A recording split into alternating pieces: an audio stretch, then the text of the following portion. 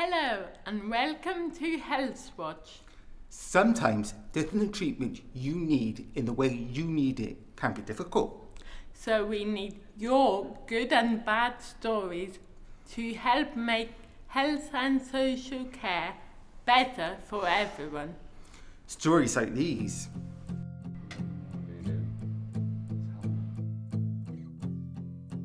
Your call is important to us. Please hold the line. Press 1 for appointments. Press 2 to register to make appointments online. Press 3 for the treatment room. Press 4 for our out-of-hours services. Your call is important to us. Please hold the line. Your call is important to us.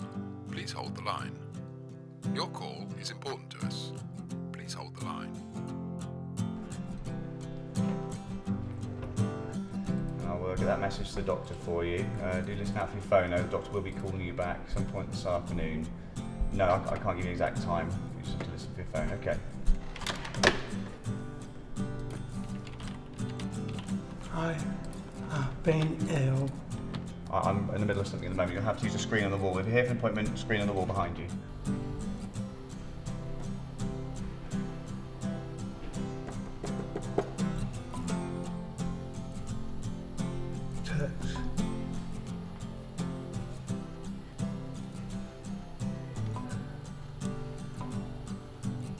This is too hard.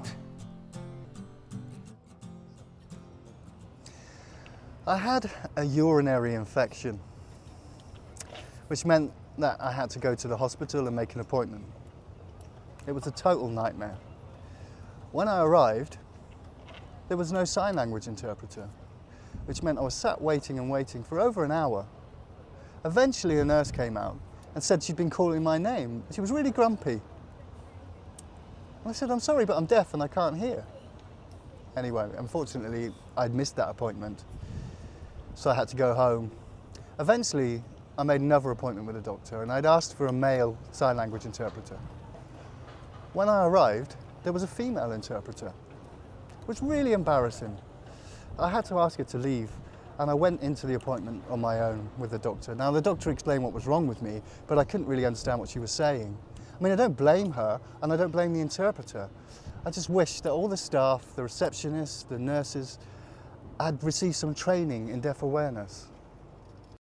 Can you tell me about your breakdown? That was awful. I started having hallucinations of voices.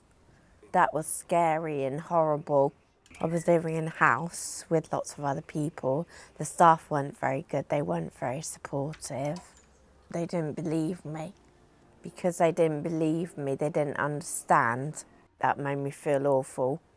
I went to the doctors, the GP, and got in contact with the Bristol Intensive Response team, and they were really good. How did they help? They put me in a specialist unit for people with disabilities, and that was really good. They really supported me in there. Do you have good support now? I live in a really lovely place and the staff are really good and they listen. They say they're always going to be there if I need to talk. When my mum had a stroke, and that time, whole the family, we were really hopeless what to do. But I'm really grateful to the GP. They really helped us a lot. With the medication, with the home visit, with the family support when we are down. The doctor said, anytime you want me to come down, just ring us. So once and twice they do the home visit themselves to check, that was really, really great help to us. Because they could see themselves how the medication doing and how's mom doing herself. Very good practice nurse. Very loving, caring for the patient, and that sort of attachment makes the patients feel more happier and more comfortable. I really appreciate the service that my mom received from the GP and the practice nurse. We need more stories from you. About your experiences of health and social care services. Your stories are vital to improve healthcare for everybody. So please get in touch.